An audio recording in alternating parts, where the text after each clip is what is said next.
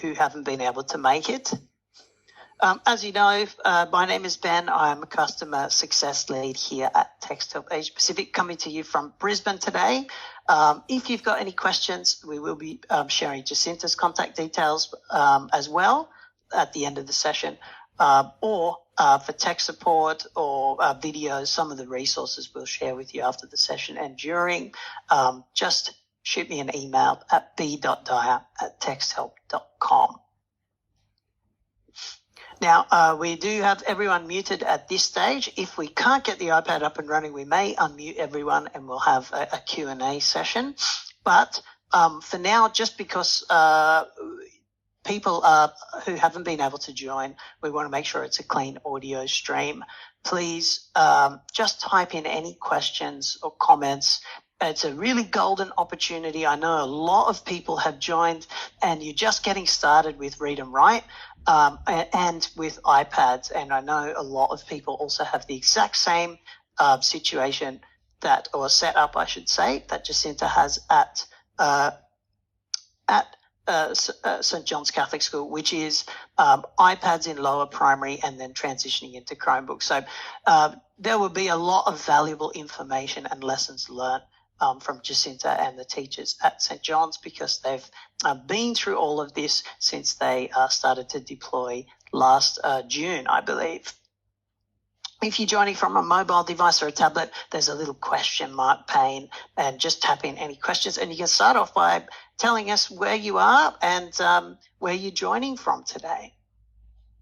So please take out your smartphone and or screenshot and take a moment to capture these two URLs. They're going to provide a bunch of different resources, quick reference guides, Read and Write for iPad user guide that you could do some teacher training with, and of course the Wakelet at the bottom, text.help /iPad Wakelet. That's got a whole bunch of great videos and resources to look through. Also, Paddy does a nice 8-minute walkthrough. So if we don't end up being able to show you anything except for a frozen iPad screen today, that's okay. There's plenty of walkthroughs, and I believe that Jacinta also has a video that we can show you as well. So I'll just give you a moment to capture those two URLs. Great. So at TextHelp, our goal is to help students and actually everyone to understand, engage, and express themselves. But that's enough talking from me. Jacinta, it's over to you now. Thank you, Ben. Can you hear me okay? We can hear you perfectly, and I'm just going to transition the mouse over to you. So I guess at St. John's, we have been using Read and Write since the middle of last year, and we've deployed it for all students from prep up to grade 6. So our students in prep to 2 use an iPad, and we use Chromebooks in 3 to 6. We've done a lot of work in upskilling the 3 to 6 students and the preps and the prep to 2s using the iPads. But we're using the keyboard, which is a Read and Write app, which is the keyboard. So we've had quite a lot of success, and we're using it in different apps. For those of you that are in Tasmania and are users of Seesaw as well, we have started using the Read and Write keyboard in Seesaw app, or it works in any app that you're using on your iPad. So just before I get started, I will show you. Actually, I'll just go into slideshow mode there so you can see my whole screen. So pretty much the way you start out is you install the app from the App Store. If you're using multiple devices in your school, you probably want to do that using your mobile device management software such as Microsoft Intune or Jasper. And once the app is pushed out to all devices, then you can set up the keyboard. Essentially, the app is just used for setting up the keyboard. You don't need the app. After that, it just sort of sits in the background.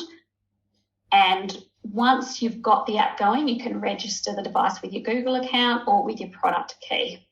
Remembering that teachers can access Read and Write for free. once you sign up. So you can go that way if you're just a teacher and your school hasn't got licenses yet and you just want to try it out and see how it goes. You could go that way. And once you're ready for all students to be accessing it, you can roll it out through your MDM software.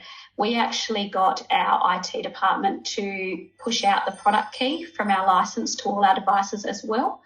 So that saved us a little bit of time. I think it's about, Ben, a 9-digit key that you have to put in with letters and numbers, which can be a little bit annoying. So pushing that out to all our devices was a time saver for us.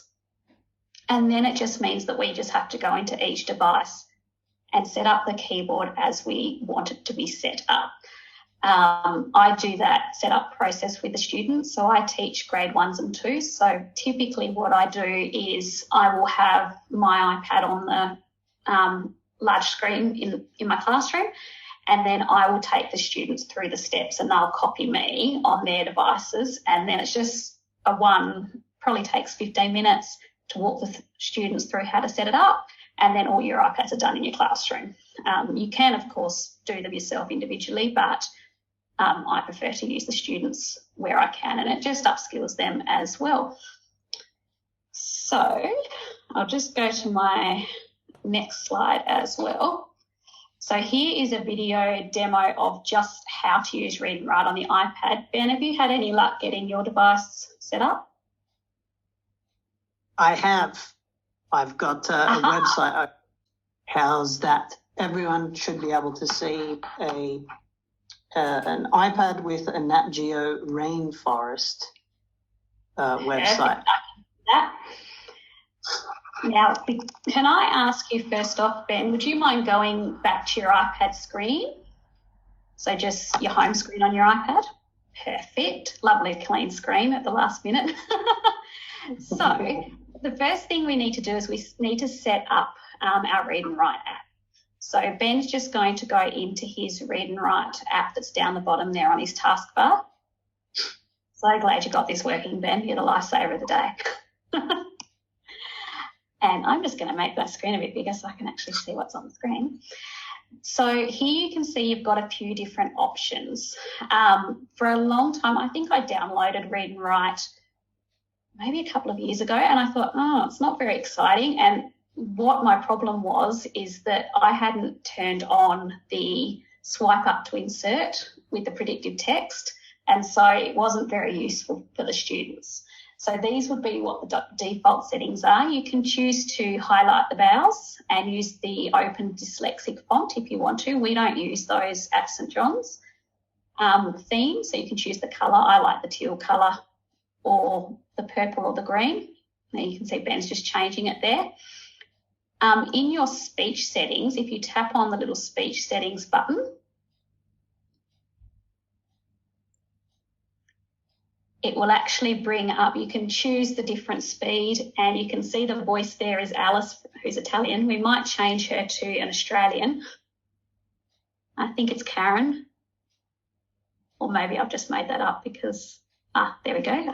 There we go. Yes, I haven't heard Catherine before. We could go Catherine if you like. And you can test the voice and test the speed that they speak as well.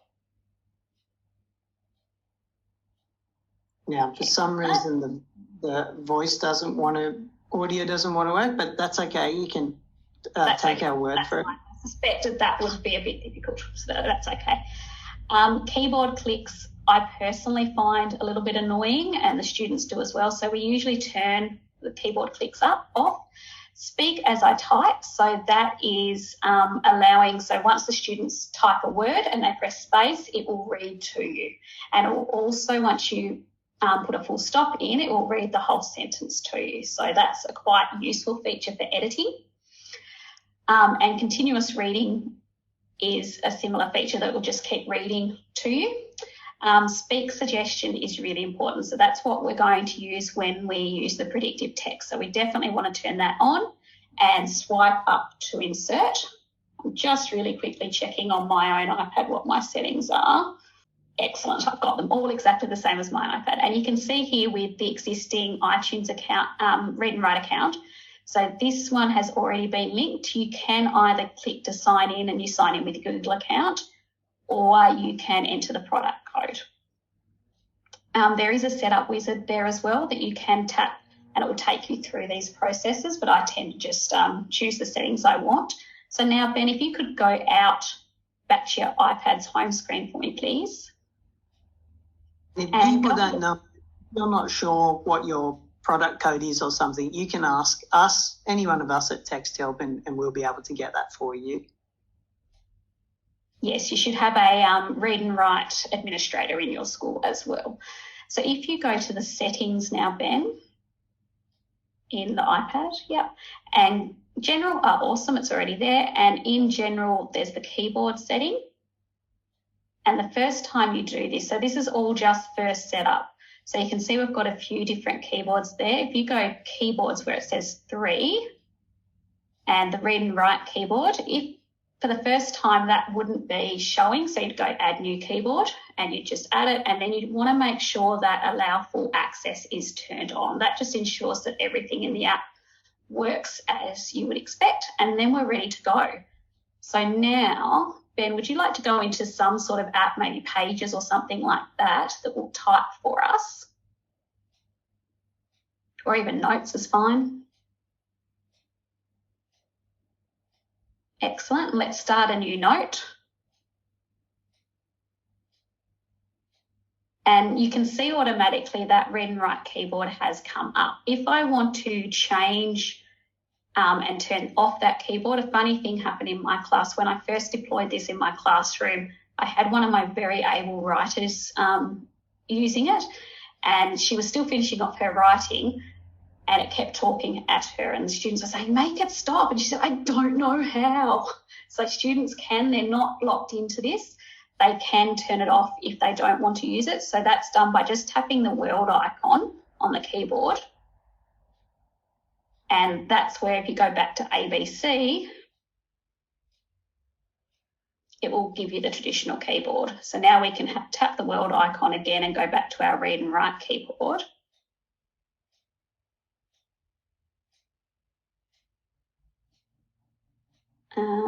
Just try to type, Ben, for me. You might need to do a hard tap, a hard hold, I mean, to change your keyboard on the world icon. Not that one, on the world icon. Yep, that's it. And then the read and write, perfect. So let's say I'm writing about what I did on the weekend. So you can start typing. So if we say on, so Ben, if you'd like to write on and space, and what should start happening is the predictive text should start coming up. Now, because it's not, that's interesting. So let's just tap the 3 magic dots on the top line of the keyboard. And if you tap, I think it's the book, try the tick icon, Ben. So that is the, looks like you don't, we haven't unlocked the premium features, Ben. We need to put a product code in our app by the looks of. Can I log in? I should have premium access. So this is good. We can actually show people how to do this. It was interesting. When I was testing it in Safari before as well, I hadn't actually, my subscription had expired, which was weird. So you can see that's linked. So I had to unlink one before. Now you've got enter, there we go. It changed. So this has been just signing in with his Google account.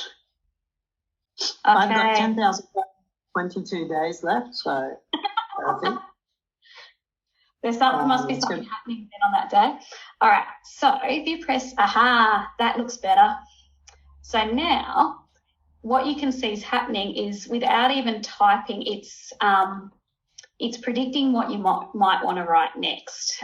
You might say that the iPad already has predictive text, but what you'll find is the keyboard on the read and write keyboard is a lot more accurate. And the advantage is, which you won't be able to hear on here, but what can happen is Ben can tap on the word weekend and it will actually read those words to him.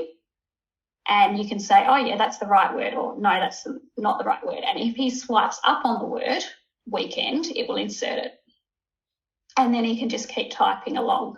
So very much I teach my students to sound out the word, but maybe put the first couple of sounds in and then look at the options that they have there.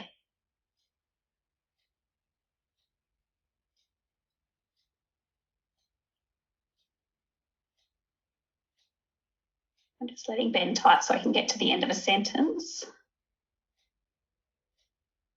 And even though you won't be able to hear it, when he puts a full stop, he's writing a very detailed sentence.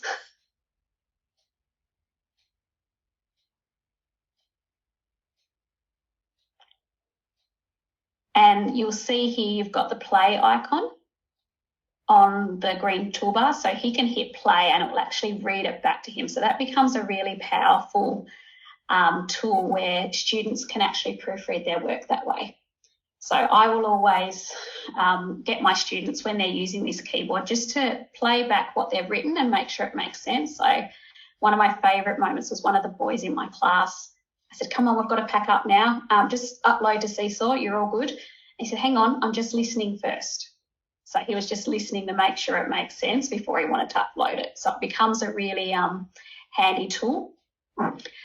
If you want to tap on the three magic dots, Ben, I'll show you the other features that are inside the keyboard itself. So the three magic dots on the blue bar. Yep. And it also has a spell checker, which is the tick.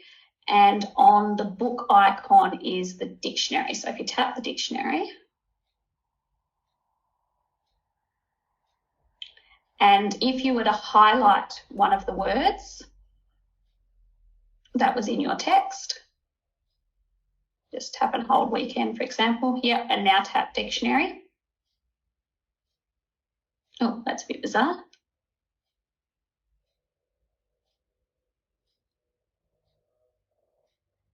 Normally it would tell you what the meaning is, but that's okay. We'll keep going. So that's basically how the keyboard works. It's pretty effective. There's also the students can, one last little feature I'll show you is that the students can use voice typing on here. So on the microphone button, they can actually tap the microphone and use voice typing. It looks a little bit different to how it looks when you're using just the voice typing on the normal iPad keyboard.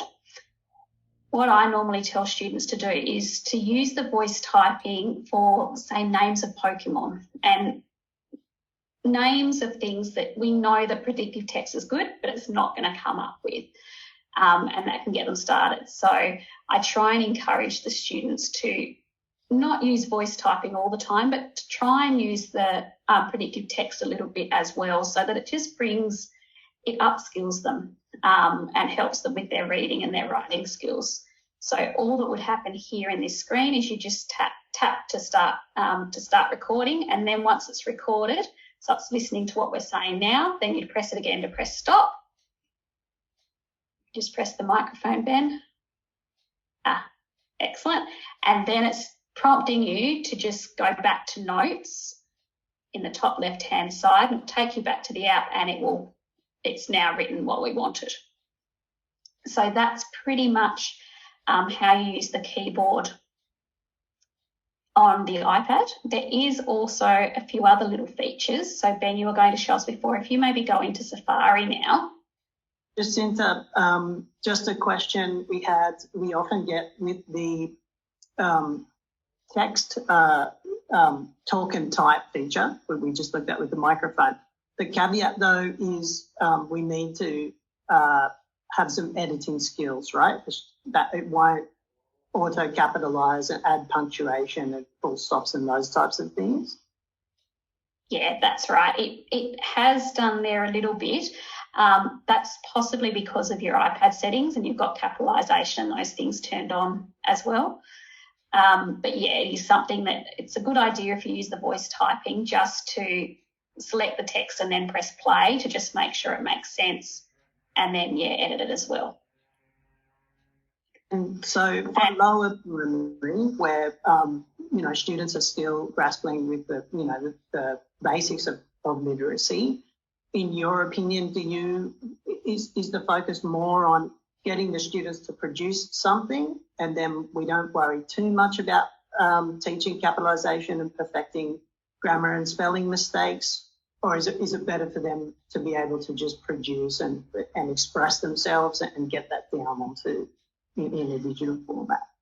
It does depend on the student. Typically, the students in my classroom that are relying on these sort of tools the most are the students that are really reluctant writers.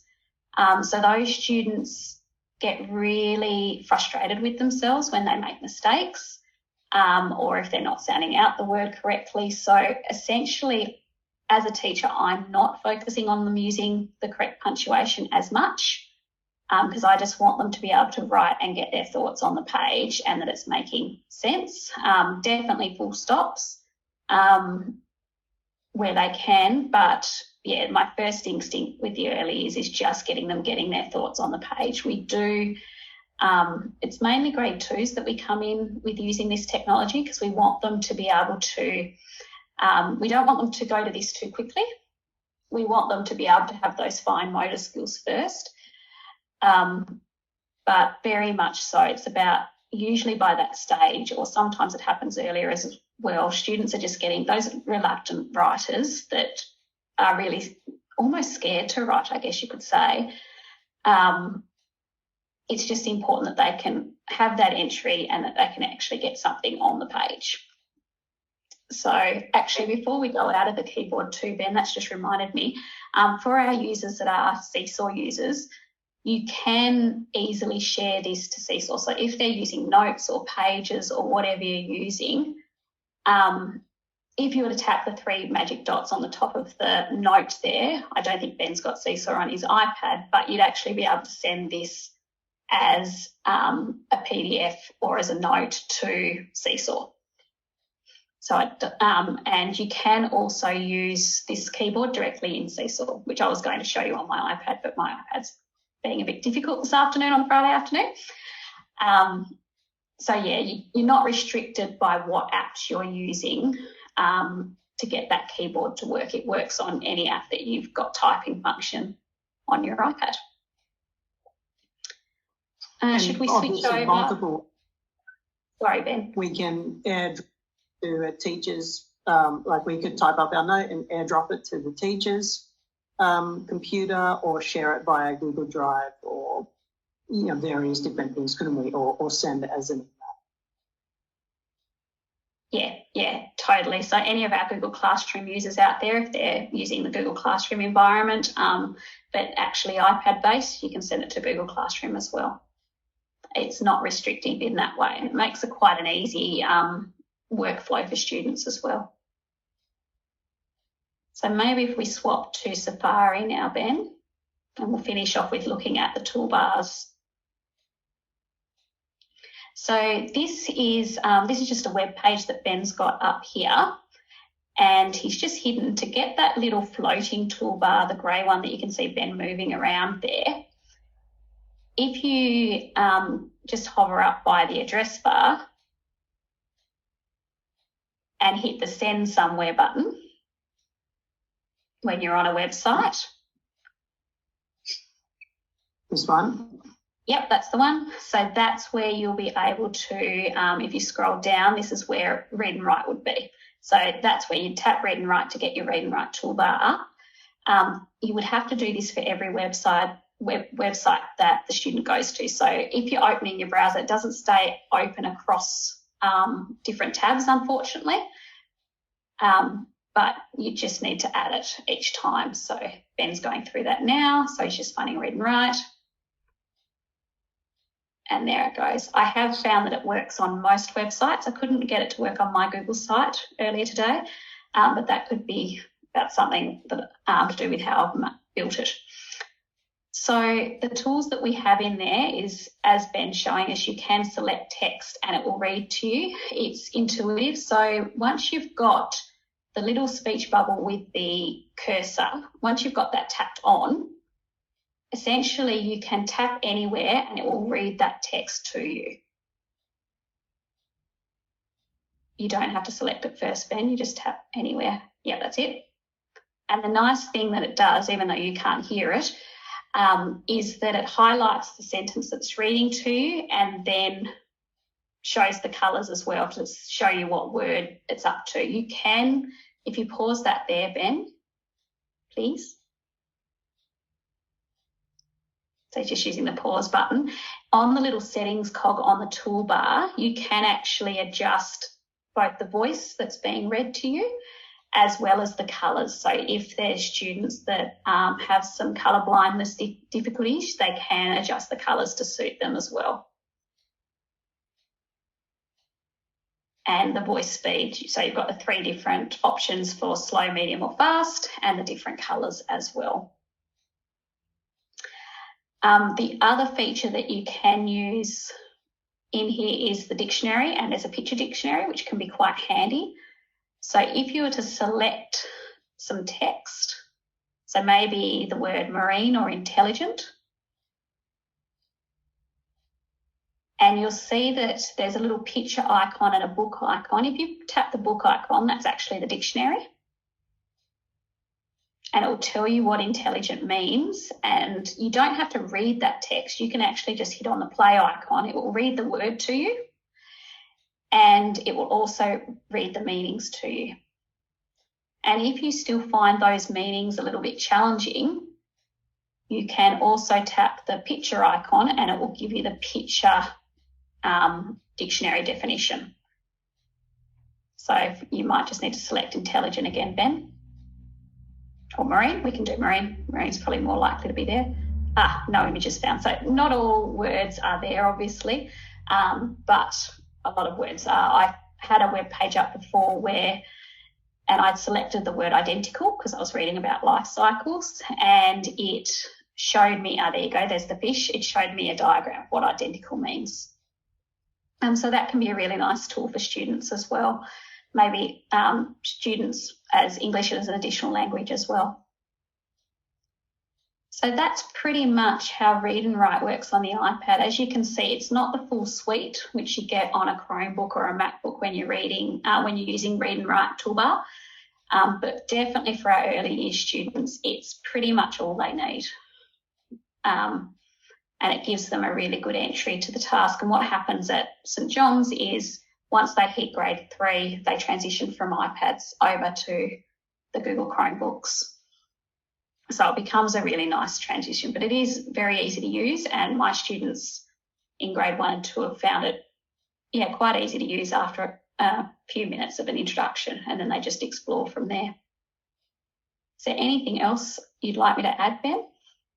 Or any questions? We have a question from Shelley. Hi, Shelley, who's asking, can the language speak in other languages other than English? Yes. So I did see that before. There is a translate tool for the web pages. So in the settings cog there, I'm pretty sure, Ben, there's a translation option, which I haven't tried out, not in the speak. I think you might need to use translation. See the translation side there? Yeah, so translate from English to Spanish. I haven't given that a whirl though, so definitely explore. So just to confirm for everybody, and it's even more languages in the Chrome version, which is, I know a lot of people on the call, including Jacinta, we're transitioning to Chromebook so that we're teaching computer literacy. Otherwise, you end up like my daughter, who uses iPads through to grade 6 and then doesn't know what's going on, can't type, really struggles when they get to grade 7. But don't worry, they pick it up very quickly either way. But up to 115 languages when we shift them into Chromebooks, in middle and upper primary, which is probably more likely where they might be exposed to different languages.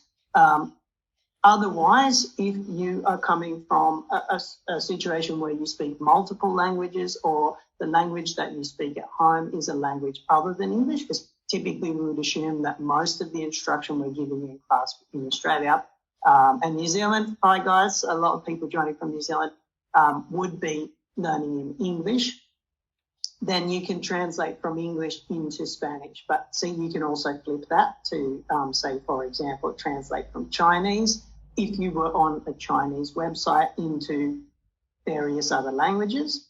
So that's one. And then in the speech, I believe, although I haven't tested it on an iPad, but I have tested it on Chrome, you can select a language other than English, and that voice, if I was to go to an Italian website, although I have only tested it on Spanish, French, and Japanese, to be honest, I believe if the language is supported, it will read that language out to you if you select that language's voice as well.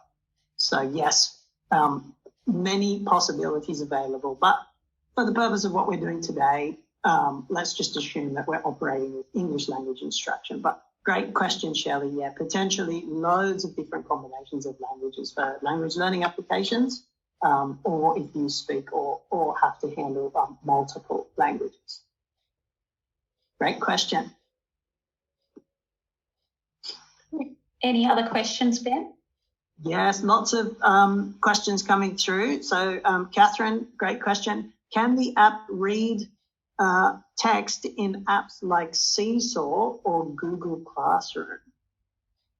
So this little toolbar only works in Safari, and the keyboard,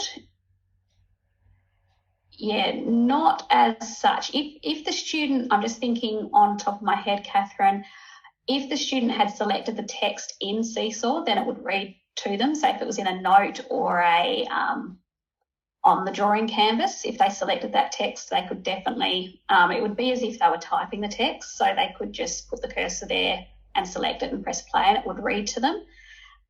Google Classroom, it would be a similar thing. So if it was in a Google slide or something like that, it would work the same way. So yes and no to the answer to that question. Great question, Catherine. And the other question that we get a lot is, hey, there's this new extension on the Chrome version, and we might do a follow-up session on Chromebooks if we're really lucky with Jacinta, is Orbit Note app. So now we can annotate and share seamlessly to Google Classroom and Schoology, any major learner management system. We are working on the iPad Orbit Note as we speak. So right now, unfortunately, PDFs do not play nicely, so they're still pretty difficult format on the iPad. But hopefully, sometime soon, we'll have PDF functionality included on the iPads. For right now, though, they've got to wait until they transition into the Chromebooks, and then we can do everything that we're looking at and more on PDFs as well. Yeah, and just for my Catholic Tassie friends on the call today as well, both Orbit Note and Read and Write have been whitelisted on our Google Chrome extension. So all you have to do is put in a request to our IT team and they will be able to push it to your students so it's there.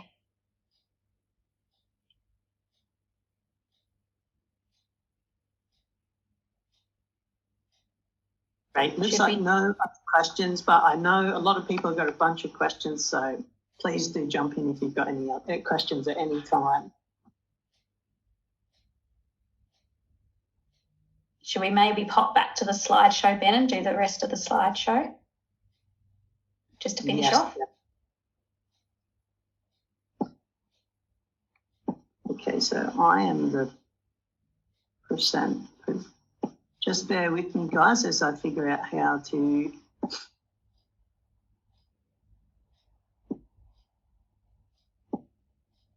How's that? You should be able to see perfect then. Great. So we went through that, and this is a video that's on YouTube. If you just Google Read and Write on the iPad that I made last year, and that pretty much just takes you through the steps that we did today in about 5 minutes. So it's a good reference if you need to follow up on anything today, or if you want a quicker version rather than rewatching the whole webinar.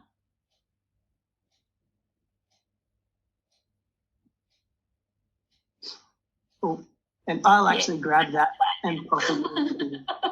Whoops. Grammarly I'll actually does more than catch errors. With Grammarly, I'll pop that into the chat for everyone before we finish up today, so you've got it. So just let us know if you've got any questions. I'm sorry for all of the difficulties that we had, but I feel as though it worked quite well in the end. And I personally learned a lot directly from the master, Jacinta. So thank you, Jacinta. That was fantastic. We do have a little bit of time left. So please do, while you type, I know it takes a bit of time to type questions. Here is how to connect directly with Jacinta. She's kindly agreed that you can reach out directly. So that is jacinta.keenan@catholic.tas.edu.au. And of course, please do follow Jacinta on Twitter, and me as well, although probably more Jacinta. Another great one to check out. You may have seen this come through earlier today. You'll be pleased to know that Jacinta and I are facilitating. Jacinta will be on the panel. One of the roundtable discussions during our Future Building in Education virtual conference on the 4th of May. So get out your phone again, last time, I promise, and please do block the 4th of May. We're going to have a bunch of really great discussions. The one that we will be on is blended or hybrid learning. So please do watch out for that. Join our session. And you can ask questions while you're watching along. And we look forward to seeing you there. We already have hundreds of people joining, even though we haven't officially announced it. You guys are one of the first people to know about it, along with those on our customer care newsletter, which went out, I think, yesterday. So we look forward to seeing you there. So to register, just go to text.help/future-building. You'll be able to register there in much the same way that you registered for today's session. A whole bunch of resources we're actually going to email out to you. I will pop the URL for Jacinta's wonderful video into the chat now. So just click on that link before you leave if you've got a dash, and you'll be able to have that. But I'll add it into the follow-up as well. If you haven't, please join our Facebook page. Go to Facebook, and you can also find both Jacinta and I and a whole bunch of other text helpers, and more importantly, a peer group of other teachers who are using Read and Write to ask questions of. And that pretty much brings us to the end of today's session. Any other questions or anything else you would like to add at all, Jacinta? No, thank you, Ben. Thank you for supporting me through my technical difficulties today. Hopefully you found it worthwhile on a Friday afternoon. We should have seen it. It was all working perfectly. You have to trust us, guys, because I've used this same thing happened to me a few times in the past, but you have to trust us. We did actually have it all up and running right before the session started. We do have some more questions coming through. Can the keyboard from the iPad change other languages other than English? I believe it can, because I've seen my colleagues do that when I used to live and work in Japan. So at least I know you can change the keyboard, but I believe you have to add other languages in the iPad. Yeah, so I'd be changing the iPad settings and making sure that your main, I guess it would pick up your main language setting, whatever language you've picked in your iPad settings. Right. Okay. So that's a setting within the iPad, and I think you can, just like your iPhone, if you have an iPhone or a Mac computer, you can actually go into the settings and change to a number of different languages. Oh, we've got a whole bunch of questions coming through, Jacinta. Our school has the Read and Write Gold license. Can we use this for the iPad app? So please email me. That's a great question, Selena. If you've got the latest version of Read and Write, which is a subscription license, and we can check it for you. So please just email me, b.dyer, and say, hi, it's Selena and your school name. I'll be able to check for you. But for everyone, this is good to know. If you have an unlimited license, which is the latest subscription version, you can use on any device except for a smartphone on any number of machines. So if Jacinta wanted to use on both her staff computer and her Chromebook to show her students, and also an iPad, she can just log in and use her school email address, and you can authenticate on any number of devices. But we can check that out for you. If it's the latest subscription version, which should be almost everyone, I think we've only got a couple of schools that haven't made the switch yet. Pretty much in 99% of cases, if you're in Australia or New Zealand, then you should be using the latest version. And that's really an important point to mention to parents. We didn't talk much about parents, but we have a whole bunch of resources to share with parents. So if you are a teacher, please do. If you've got a channel to parents, like a newsletter, you can let them know, hey, you can download on whatever device you have at home, and then siblings and the whole family can make use of the toolbar as well. Great question. And you can share product keys as well, Ben, for home learning.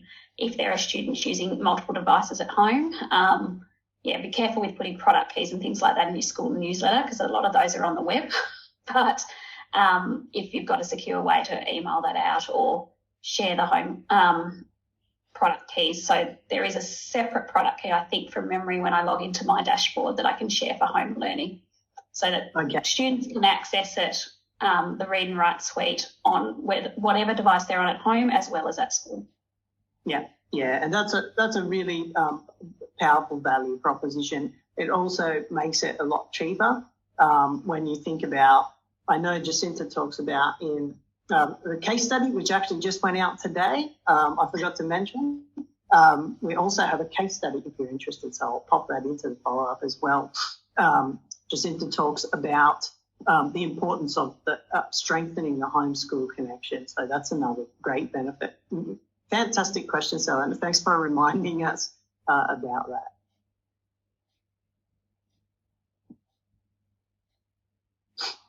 Email again. Okay, yes. So to email me, please contact b.dyer@texthelp.com.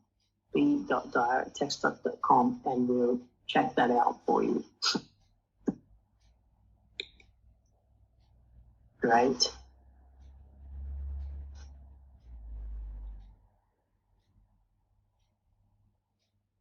Excellent. Well, it looks like we don't have any other questions at this point, and we're pretty close to finishing time. Thank you very much, everyone, for joining and bearing with us as we got some teething issues worked out. It has been a fantastic Friday afternoon of learning, and we look forward to seeing you on a webinar, and especially at our roundtable discussion on May the 4th. Thank you so much to everyone for joining and giving up your valuable Friday after school, and especially to Jacinta for your valuable insights and your time as well. Thank you, everyone. Thanks, everyone. Have a great weekend ahead, and we look forward to seeing you on a webinar again sometime soon. Bye for now.